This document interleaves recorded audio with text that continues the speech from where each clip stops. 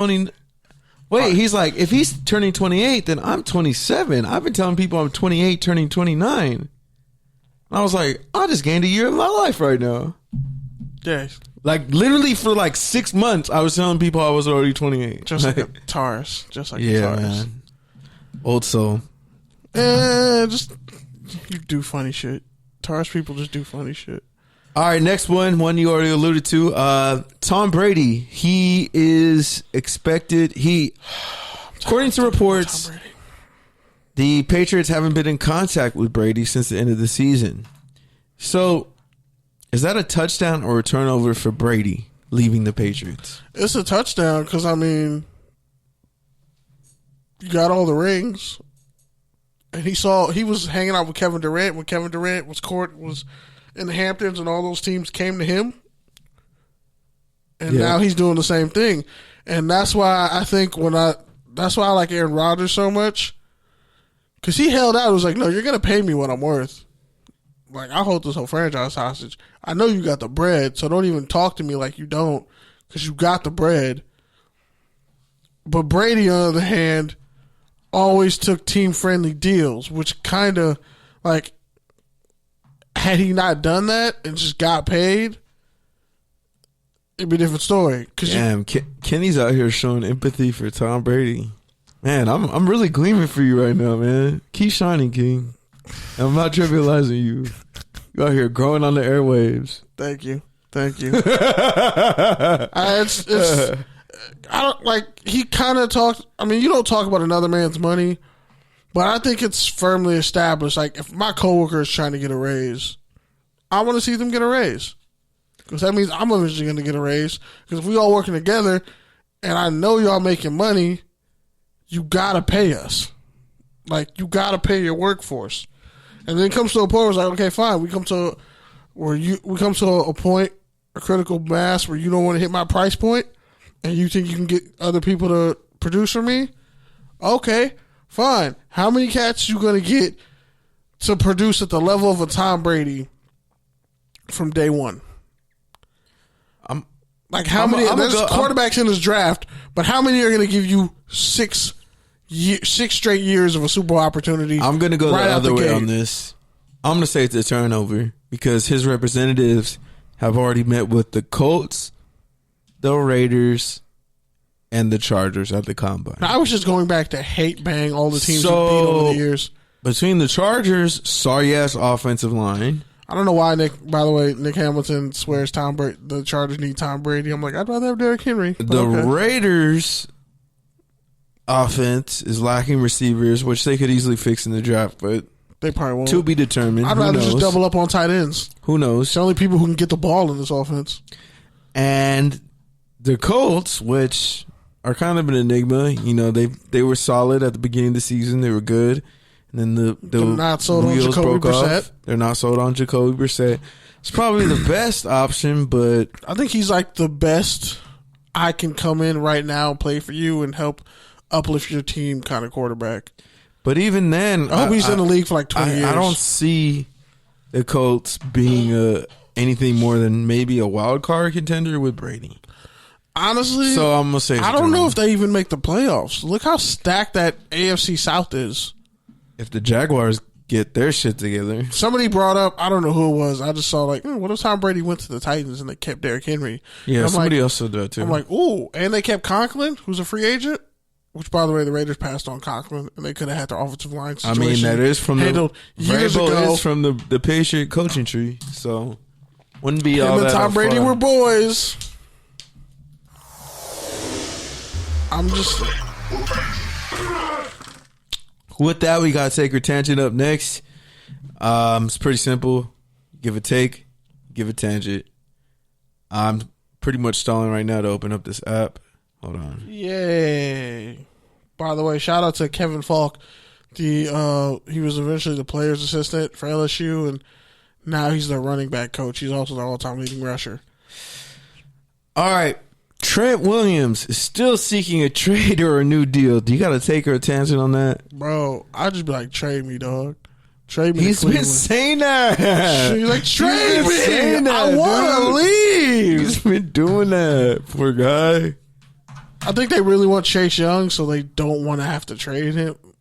Like, they want their cake and eat it. But it's like, okay, you're going to lose Brandon Sheriff or you're going to lose Trent Williams. You might as well keep Brandon Sheriff, trade Trent Williams, and you already have 2 pass rushers in Kerrigan and And they're already rebuilding. And you already cut Josh Norman, thank God. So you might as well just bite the bullet, if they trade down, and just draft a tackle. If they Josh Rosen, Dwayne Haskins, even I will feel bad. They're Black History. That's what I'm saying. Like, I'm really, and it will be worse because Rivera's the head coach. It's like, fam, you're the only non-minority, and you're gonna do that to me. All right. After they just brought on a black female assistant coach, shout out to the Panthers. I mean, not the Panthers. Shout out to the Deadskins. Really, just Ron Rivera, because it looks like Snyder's actually letting him run his own staff. NFL is considering incorporating XFL special teams rules. You got to take a tangent on that, Mr. XFL. By the way, I guess I'll just touch on my XFL stuff at the end of the show, but I think that would be that. I think that's the future of kick returns. The same way the XFL did a lot of stuff with camera angles and broadcasting that changed the way we see football games. They're the type of standalone league that the NFL could learn some things from. So, yeah, I actually like that. And I think it will be harder. You'll get more possessions, first off. But I also think it will be harder. They really took a lot of shit from all the different failed football leagues and put them together. Which is what you do. Yeah. Which is a good idea is a good idea. In the wrong situation, it's just poorly executed. And they have the money and the cachet being already a former league and getting actual sponsorships. That those relationships that Fox helps. It makes sense. Yeah, Fox and the WWE deal for Fox was huge. Vince is out here playing chess. So, like, salute. Like, think about it. The XFL championship game is a day after the NFL draft is over. What better way to end your season? Boom. Okay, NFL draft is over. Some guys might not make it. Boom. Well, our championship game. Who's going to compete with that in April? All right. Next up. And attendance has been the XFL commissioner, Oliver Luck, said the league will not become an NFL feeder system. Do you got a take or a tangent on that? I think it's great because, I mean, they kind of, it's been touched on because he showed up today and announced a couple things and a couple journalists reported on it. And he's like, yeah, it's not going to be the NFL. It's not going to be like NFL Europa. It's going to be its own thing. You know, if guys want to come to the XFL, it's to prove themselves and see if they got it. Martez Carter, the Wildcats running back, said something really great during the post-game press conference last week after they beat the DC Defenders. He said, you know, I was sad because I was on the verge of thinking I'm never going to play football again. And with this league, like, yeah, I'm proving that, yeah, just because I played in the SWAC, that was one of the main reasons why I didn't get drafted. People thought I wasn't going to hold up against NFL competition. But some of these guys were on NFL rosters. And I'm out here balling and playing against them. And, like, this league is going to grow. And it's dope that all these new personalities are being birthed from it. And, yeah, it's not the NFL. It's its own thing. And that's perfectly fine. So, I think it's great. Like, even just from, like, covering it for the past 2 weeks and seeing how, at least me covering the Wildcats, seeing how, like, everything's growing, like their media team, how they're doing stuff, seeing how the interns are getting more comfortable from, like, every part of how these teams are running, I think they're on the right track. But they should definitely not compare themselves to the NFL and, like, oh, yeah, we're the alternative. It's like, no, for the love of football. That's one of the catchphrases that's been thrown out. But that's, like, they should keep that, and I think it'll be great. All right, Jalen Hurts ran a 4.59, one of the fastest QBs at the combine. Second fastest. You got to take our tangent on that?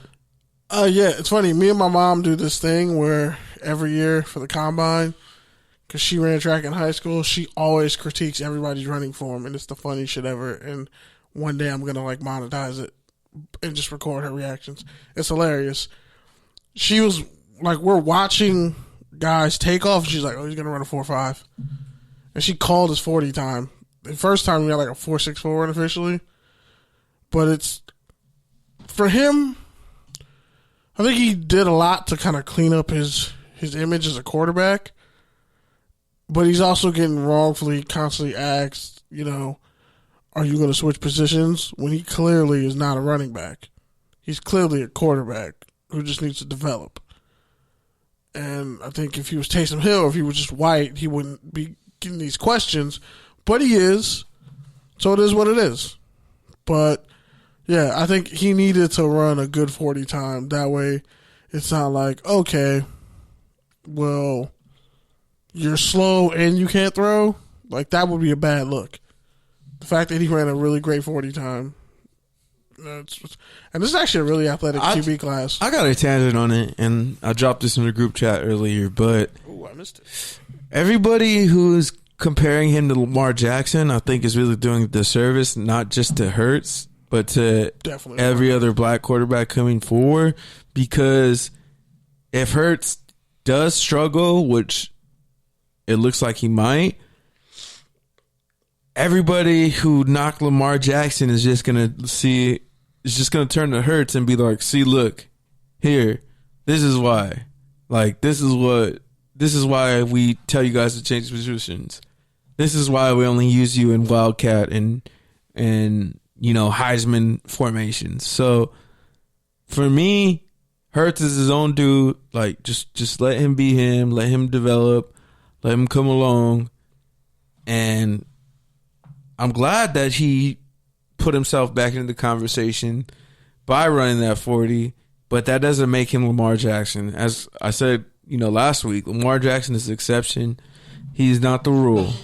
And we can't just go on comparing Hurts to him, because it's not fair. Like, nobody should be compared to Lamar Jackson. He's one of the GOATs already. Year two. Yeah. Like, my mom was like, these quarterbacks should be faster. I was like, Mom, a lot of QBs who were probably really athletic are forced to change positions.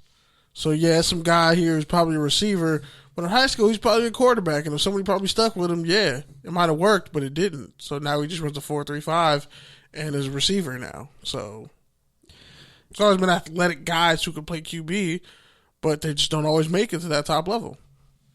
NFL teams are strongly against keeping the PI reviewable.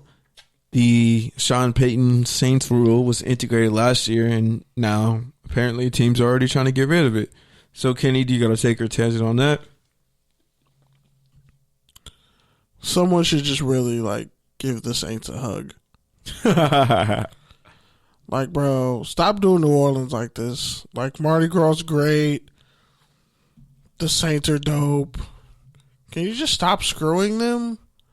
Like, as a Raiders fan, can you just stop screwing this team? Like, why don't you go screw the Patriots? Go screw them over for like 10 years.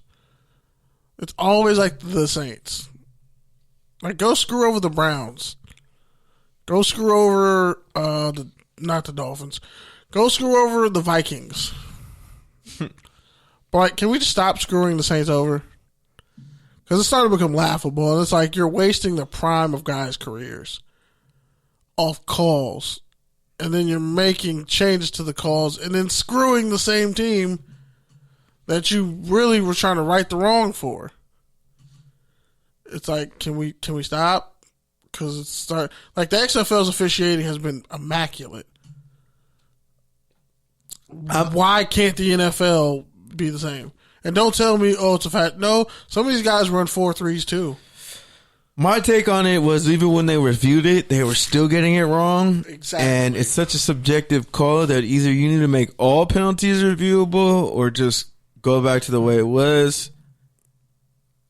Period. That's it. Yet the XFL can, like, review something for 5 minutes and actually get it right. Last one. Le'Veon Bell Oh, boy. trade talk is dead, according to the Jets GM who spoke at the combine, saying he didn't think his play fell off. He thought it was really on the O-line. So you got to take our tangent on the